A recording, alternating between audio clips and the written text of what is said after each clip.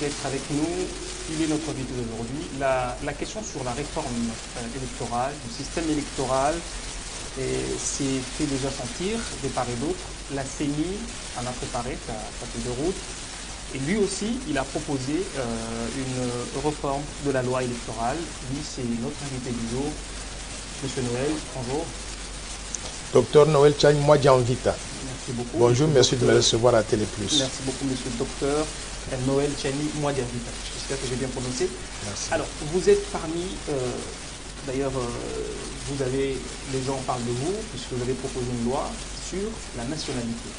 Alors, je voudrais quand même que vous puissiez présenter aux téléspectateurs votre proposition de loi sur la nationalité.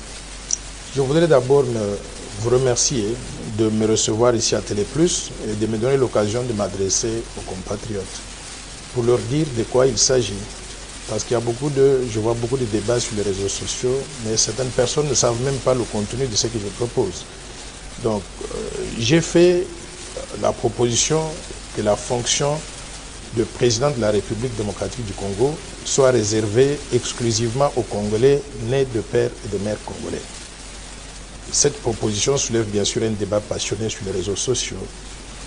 Beaucoup de compatriotes soutiennent ma proposition. Mais comme il faut s'y attendre dans une démocratie, quelques compatriotes s'y opposent en avançant comme argument, d'une part, que la loi proposée serait discriminatoire parce qu'elle écarterait une partie de la population congolaise et certains candidats éventuels aux élections de 2023. Et d'autre part, qu'il y a des sujets plus importants et plus urgents sur lesquels on devrait s'attarder, notamment la misère dans laquelle vit notre population. Comment faut-il éliminer cette misère? De prime abord, je renouvelle ma proposition du plan Marshall de Noël Chani pour la reconstruction et le développement de la RDC comme étant la vision globale du développement pour pacifier le pays, lutter contre les antivaleurs, promouvoir la bonne gouvernance, développer le capital humain, promouvoir l'autosuffisance alimentaire, industrialiser et diversifier l'économie, créer des infrastructures de base, promouvoir un système financier moderne, développer le pays et doter notre pays d'une monnaie nationale crédible en mettant fin à la dollarisation et en promouvant simplement l'usage du franc congolais comme étant la seule monnaie que nous pouvons utiliser. Tout ceci pour créer des emplois et améliorer le standard de vie de la population.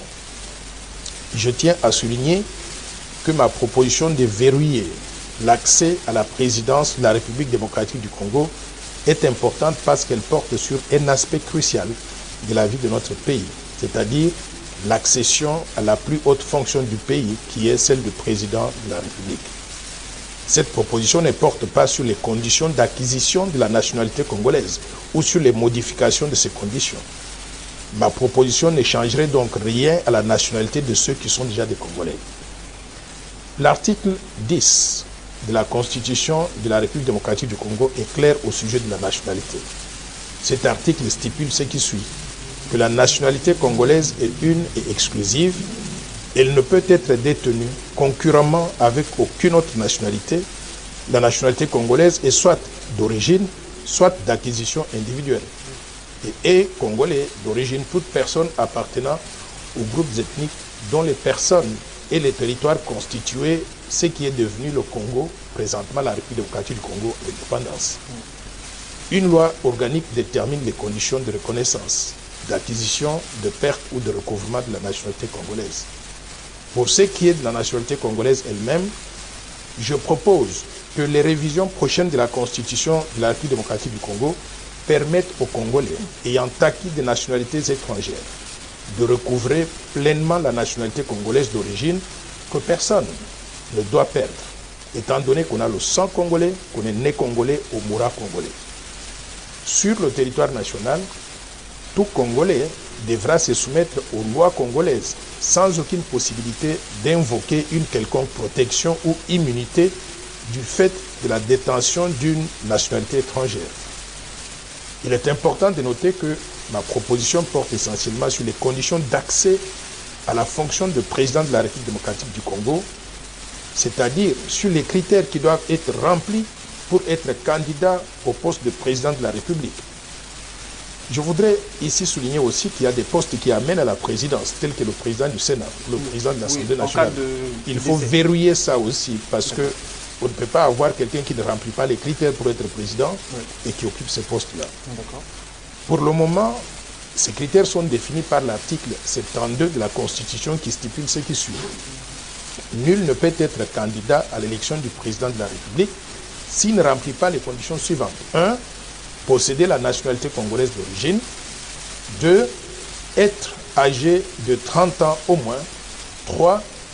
Jouir de la plénitude de ses droits civils et politiques. Et 4. Ne pas se retrouver dans un des cas d'exclusion prévus par la loi électorale.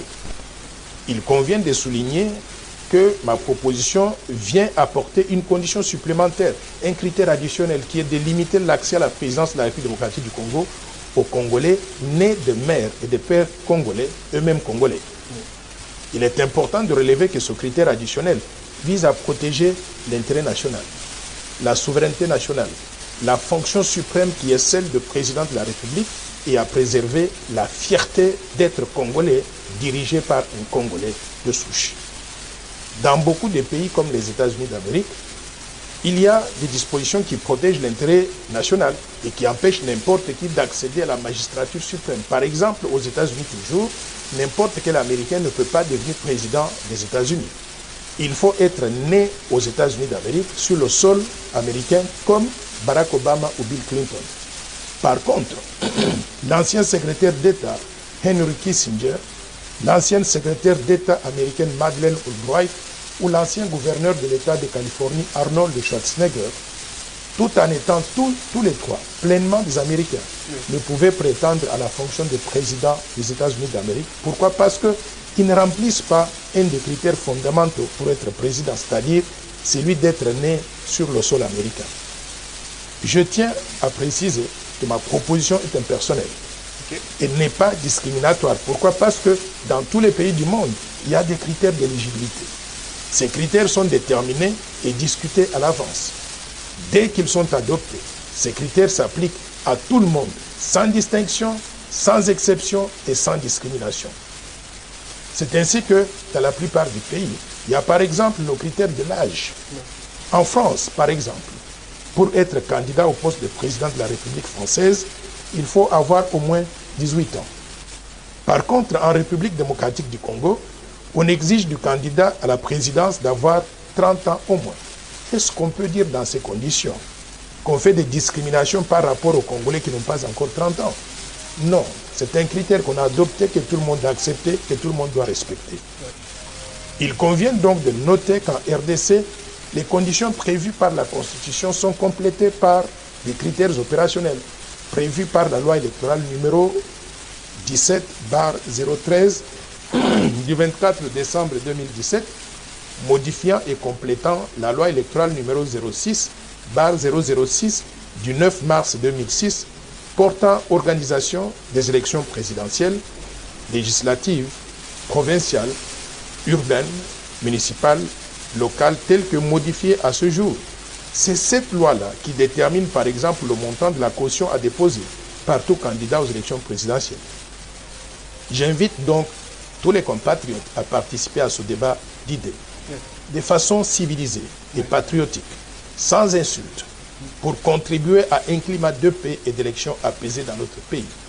Et si ma proposition est adoptée, la RDC ne prendrait plus de risque de donner la magistrature suprême à une personne dont le cœur, le sang, l'allégeance, la loyauté et les liens sont ailleurs à défaut du corps physique dans notre pays.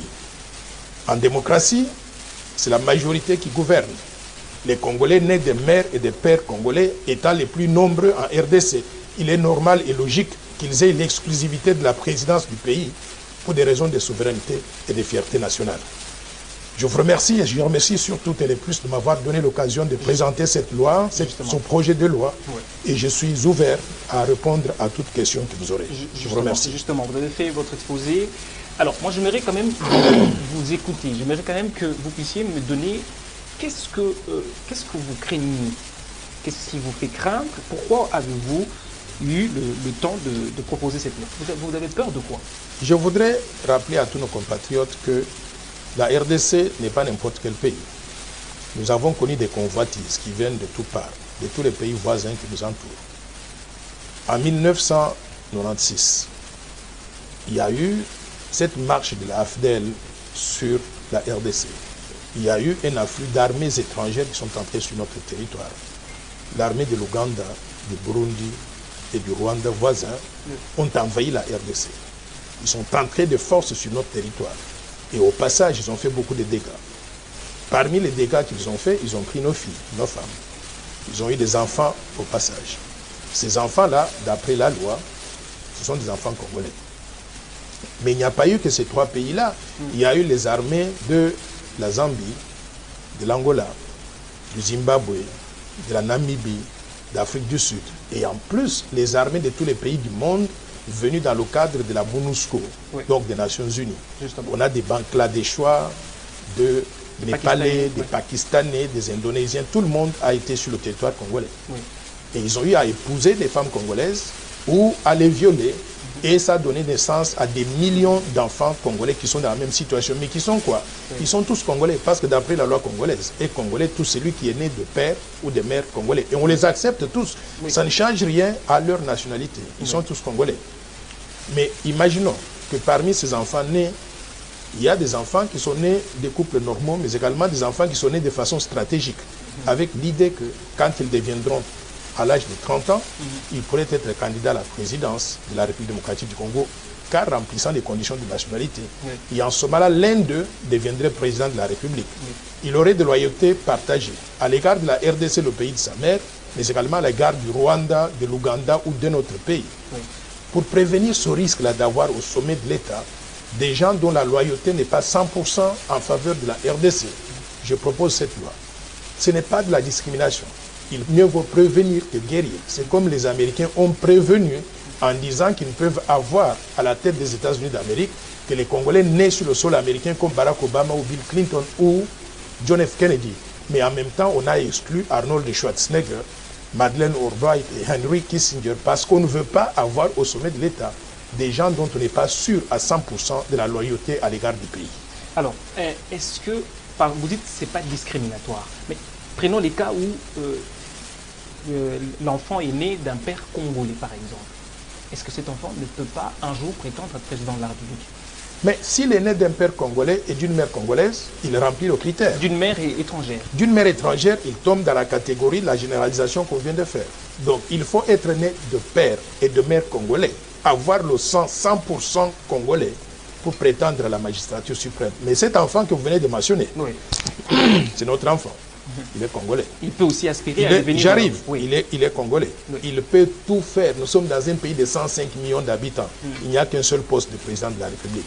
Ce n'est pas tout le monde qui va arriver à devenir président de la République. Cet enfant peut être ministre, il peut être gouverneur de province, il peut être un grand homme d'affaires, il peut être mandataire de l'État, il peut être gouverneur de la Banque centrale du Congo, il peut être PDG d'une entreprise. Il peut tout faire.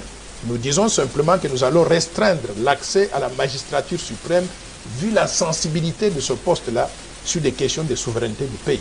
Comme les Américains ont prévenu en empêchant à Henry Kissinger, Madeleine Albright et Arnold Schwarzenegger d'arriver à ces postes malgré le fait qu'ils sont totalement américains. Bon. Donc, nous devons prévenir que guérir. Pensez-vous que la personne qui peut trahir, c'est seulement celui qui est président de la République? Et si vous ne pensez pas que les autres postes aussi, on peut trahir le pays? Bien sûr, on peut trahir le pays à tous les postes. Et d'ailleurs, je souhaiterais qu'on engage une réflexion pour purifier certains services dans notre pays. Par exemple, l'armée, la police, les services de sécurité. Dans ces structures-là qui touchent à la souveraineté du pays, je vois que la guerre à l'Est ne termine pas parce que parmi les militaires, parmi les policiers, les agents de sécurité, il y a des complices qui sont avec nous le jour et la nuit, ils sont avec le pays voisin. Je souhaiterais qu'on envisage, pas à travers cette loi, mais un mécanisme, soit une autre loi, pour restreindre l'accès à ces fonctions sensibles dans des métiers qui touchent à la souveraineté du pays, à s'assurer que ceux qui sont là-bas sont complètement loyaux à l'égard du pays. Parce que parmi les militaires, parmi les policiers, les agents de sécurité, il y a des complices qui sont avec nous le jour et la nuit, ils sont avec le pays voisin. Je souhaiterais qu'on envisage, pas à travers cette loi, mais un mécanisme, soit une autre loi, pour restreindre l'accès à ces fonctions sensibles dans des métiers qui touchent à la souveraineté du pays, à s'assurer que ceux qui sont là-bas sont complètement loyaux à la République démocratique du Congo. Je ne pourrais pas étendre cette loi directement donc à tout le monde dans ce service, mais il faut qu'on trouve un mécanisme, qu'on puisse y penser pour purifier ce service-là, pour qu'on ne puisse pas prendre le risque d'avoir des gens qui sont aujourd'hui la nuit des généraux dans l'armée congolaise et la nuit, pendant la journée, ils sont avec nous et la nuit, ils sont de l'autre côté. Je voudrais invoquer l'exemple d'un individu que vous connaissez, M. Bosco Tanganda. Bosco Tanganda, on nous avait dit qu'il était congolais. Oui. On lui a même donné le grade de général. Il roulait littéralement, il régnait sur les territoires à l'est de la République. Il imposait sa loi là-bas. Mais qu'est-ce qui est arrivé? Quand on l'a arrêté, on l'amène à la CPI pour les crimes qu'il a commis sur le territoire congolais. Il dit qu'il ne va s'expliquer qu'à Kinyarwanda, la langue de chez lui. Donc, on a compris finalement que c'était une brebis galeuse, un loup dans la bergerie congolaise, alors qu'il n'appartenait pas là-bas. On a tout plein de gens comme ça. Je souhaiterais que nous puissions purifier ces services-là. Les services diplomatiques, par exemple dans les ambassades, nous devons étoffer ces services-là, des gens qui sont 100% loyaux à la République démocratique du Congo. L'armée, la police, les services de sécurité. Mais tous les autres Congolais, on les accepte, sont les nôtres. Ils peuvent faire les affaires, il n'y a pas que la présidence de la République qu'ils veulent occuper. Donc, c'est ça que je propose. Alors, pourquoi vous proposez votre loi, aujourd'hui? Est-ce que vous viserez des personnes? Pourquoi vous commencez aujourd'hui à proposer ces... Je pense que le timing est bon pour faire cette proposition pour plusieurs raisons. D'abord, nous sommes dans une session parlementaire actuellement. C'est-à-dire une session où on va faire des réformes constitutionnelles, institutionnelles. Je pense qu'il y a d'autres parties prenantes qui ont fait des propositions qui vont toucher à la Constitution, à la loi électorale et aussi à la CENI. Notamment, je fais allusion à la FENCO. La FENCO a proposé donc ce qu'on appelle une feuille de route qui va toucher donc à toutes ces lois-là, y inclure la Constitution. Justement. Mon ami Martin Fayoulou a fait aussi des propositions où il dit que la CENI doit être dirigée sur une base rotative. Il y a même des autres qui sont allés, Constant Mutamba par exemple, qui est allé Constant Mutamba, il a proposé les noms des personnes qui peuvent occuper le poste de président de la CENI. Voilà, Constant Mutamba, et je dirais, je ferai par extrapolation donc le FCC, parce que Constant Mutamba, il fait partie de ce groupe-là. Oui. Il a fait des propositions aussi. Mais il s'est aligné complètement sur ce que moi je propose. Moi, je pense que le timing est bon pour que collectivement, tous les Congolais qui ont des idées, les mettre sur la table, qu'on puisse tamiser ces idées, en discuter et les incorporer dans la conception de la loi, des statuts de la CENI, dans les fonctionnements des mécanismes qui doivent nous assurer donc des élections apaisées et surtout qui touchent donc à la Constitution. Le timing, c'est maintenant. Surtout que nous ne sommes pas pendant la saison électorale. Si on était pendant la saison électorale et que je mettais cette loi sur la table, les gens allaient dire « Ah, mais voilà, il connaît maintenant tel candidat, il veut l'éliminer. » Aujourd'hui, il n'y a pas de candidat. Un seul individu n'est pas candidat à la présidence de la République démocratique du Congo. Les gens ont dit que vous visez, par exemple, Moïse Katumbi et les autres personnes. Ça sont des rigolos qui disent des choses comme ça. Je ne peux pas passer mon temps, moi, à concevoir des propositions, gaspiller mon temps précieux, mon esprit, pour penser à un individu afin de proposer quelque chose comme ça. Je n'ai pas de temps pour ça. Et ceux qui pensent comme ça, ils pensent qu'un individu parmi nous, les 105 millions d'habitants, est plus important que le reste pour qu'on puisse penser à lui. Ce n'est pas comme ça. Nous concevons des lois de façon impersonnelle pour pouvoir créer un climat qui empêcherait à notre pays de prendre des risques inutiles dans le domaine de la souveraineté, dans le domaine de l'intérêt général. Mais je n'ai pas de temps de penser à un individu. Si c'était un individu qui était congolais, vous savez quoi? Tous les Congolais applaudissent pour cette loi-là, ce que je propose là. Ça c'est vous qui l'avez dit. Je le dis bien, tous les Congolais. Tous les Congolais, beaucoup de Congolais applaudissent pour ça.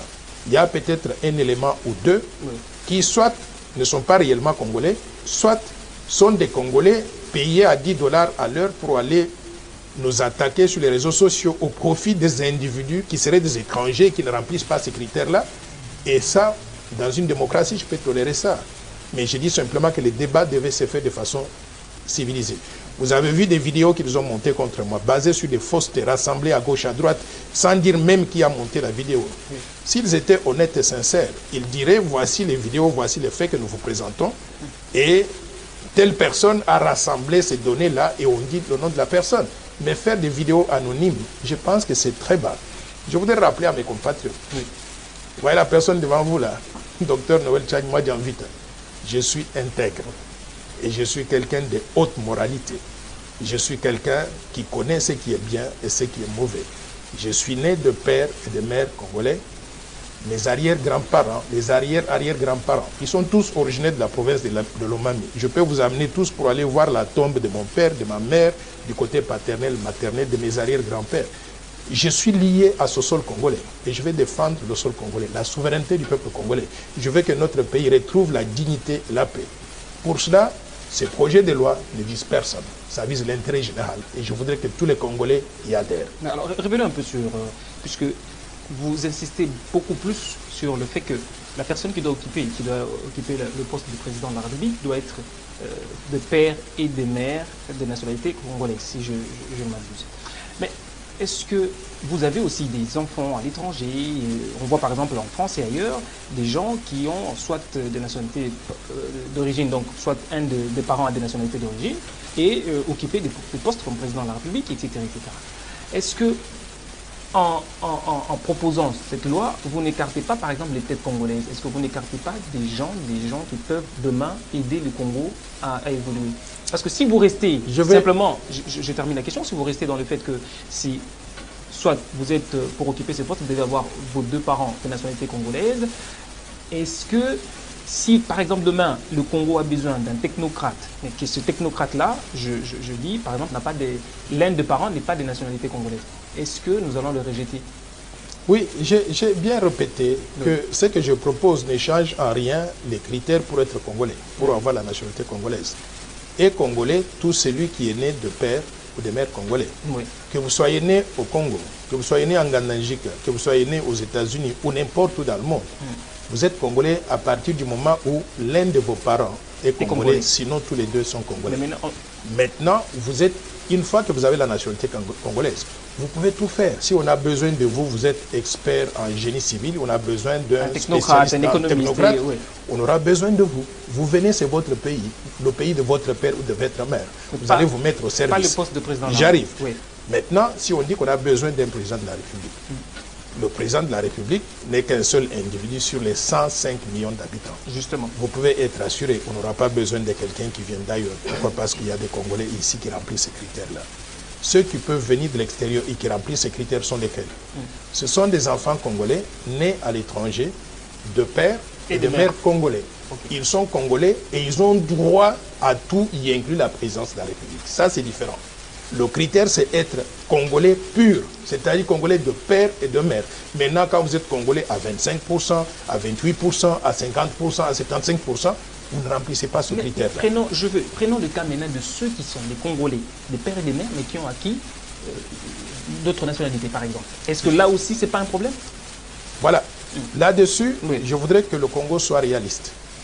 Nous avons au niveau de l'Assemblée nationale, au niveau du Sénat, au niveau du gouvernement, tout plein de gens qui ont acquis des nationalités étrangères quand ils étaient aux études ou ils travaillaient à l'étranger.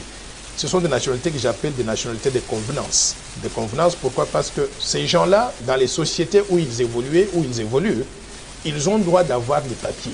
La nationalité congolaise, enfin étrangère, là, c'est juste un papier. Ils ont le droit d'avoir les papiers pour être en mesure de trouver du travail, nourrir leur famille, gagner de l'argent et envoyer cet argent-là pour soutenir les familles ici au Congo ou faire des projets d'investissement au Congo. Ces gens-là, je veux que nous soyons réalistes. Qu'on reconnaisse que la nationalité congolaise d'origine ne se perd pas.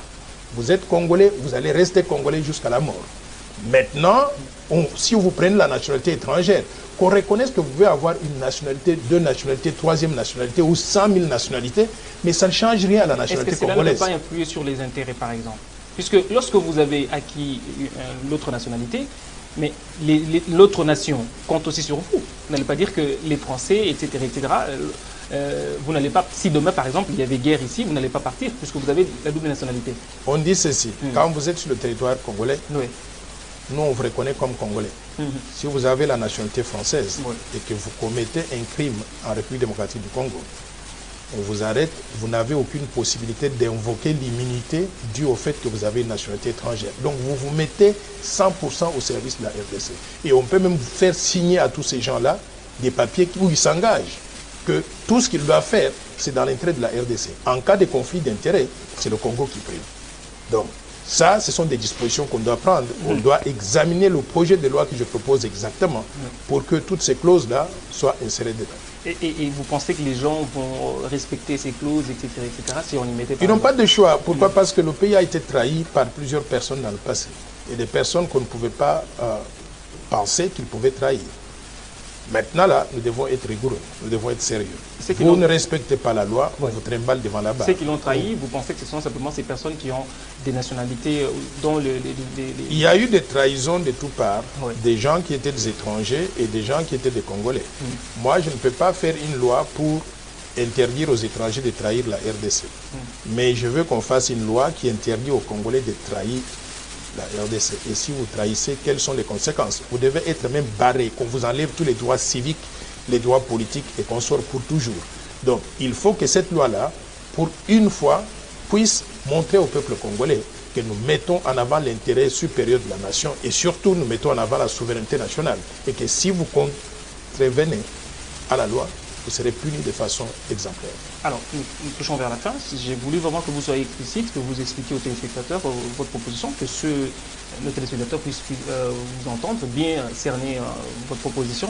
Maintenant, quelle est la suite? Qu'est-ce que vous allez faire? Vous allez déposer votre loi au niveau de l'Assemblée nationale ou... Je suis au niveau de la sensibilisation et comme je vous ai dit tout à l'heure, la mobilisation dehors là, elle est maximale. Je reçois des milliers de coups de fil tous les jours, des députés nationaux, des sénateurs, des citoyens ordinaires, des gens de la diaspora, mais des gens à l'intérieur du Congo qui disent ça là, nous soutenons ça, nous voulons que ça aille de l'avant. Il y a des gens qui veulent même organiser des marches. Je leur ai dit, pour l'instant, patientez. J'ai demandé rendez-vous avec les présidents de l'Assemblée nationale et les présidents du Sénat. Je vais aller partager avec eux déjà à leur niveau pour qu'ils comprennent la quintessence de ce que je propose. Après avoir passé cette étape-là, je voudrais avoir l'occasion de rencontrer les députés. C'est eux qui ont le pouvoir de conception des lois. Oui. Je vais leur présenter cela pour qu'ils comprennent la quintessence de ce que je propose, poser des questions pour qu'on ait une compréhension commune de cela. Une fois que nous allons faire cette proposition-là, que nous allons faire cet exercice-là de sensibilisation, il y a certainement des députés qui prendront le devant pour faire un projet de loi à présenter donc à l'Assemblée. Mais moi-même, j'ai un groupe de personnes qui vont se pencher là-dessus, des juristes, qui vont proposer donc un projet de loi. Et nous allons remettre aux députés, quitte à eux de pouvoir en discuter. Et je vais vous dire une chose, qu'il y a deux possibilités pour que cette loi puisse aboutir. La première possibilité, c'est un projet de loi approuvé par l'Assemblée nationale et le Sénat et promulgué par le chef de l'État. Deuxième possibilité, si cela n'est pas possible, c'est de soumettre cette proposition au référendum populaire. Le référendum populaire, c'est-à-dire que chaque individu va se prononcer si vous êtes pour ou vous êtes contre. S'ils sont pour la majorité des gens, et ça deviendra donc une loi qu'on devra promulguer donc au niveau du chef de l'État. Moi, je peux vous assurer, basé sur les réactions. Au niveau référendaire, c'est les prérogatives du chef de l'État qui doit soumettre... Oui, effectivement, oui. On peut faire des pétitions qui vont mettre les autorités en position de n'avoir aucun autre choix que de faire le référendum ou de soumettre ce projet de loi-là. On peut commencer à se mettre dans la rue, à faire des manifestations tous les jours pour réclamer ça. Parce que j'ai senti une chose dans le peuple congolais. Ce qui touche à la souveraineté nationale, tous ceux qui se sentent congolais, ils sont très concernés. Et ils ont pris ça en main. Nous avons le soutien populaire. Si on soumet cette histoire, cette proposition au référendum populaire, ça va passer à 95%. Ça va passer à 95%. Alors on va finir. Qu'est-ce que les téléspectateurs de Télébus peuvent retenir à ce qui concerne votre proposition? Ce qu'ils doivent retenir, c'est que nous ne faisons pas de la discrimination contre un individu ou contre un groupe d'individus. Nous visons l'intérêt général, nous voulons mettre en place une loi qui va promouvoir la souveraineté nationale, qui va promouvoir l'intérêt général, qui va protéger l'accès à la fonction de la présidence, barrer l'accès à la fonction de la présidence de la République. Il y a certains postes qui sont similaires à cela, comme le président du Sénat ou bien le président de l'Assemblée nationale, à toute personne qui ne serait pas 100% congolais, né de père et de mère. C'est dans l'intérêt de tout le monde d'avoir notre pays géré toujours par l'un de nôtres, pas par l'un de nôtres, mais qui serait à 50% simplement. Donc je demande à tout le peuple congolais de soutenir cette proposition.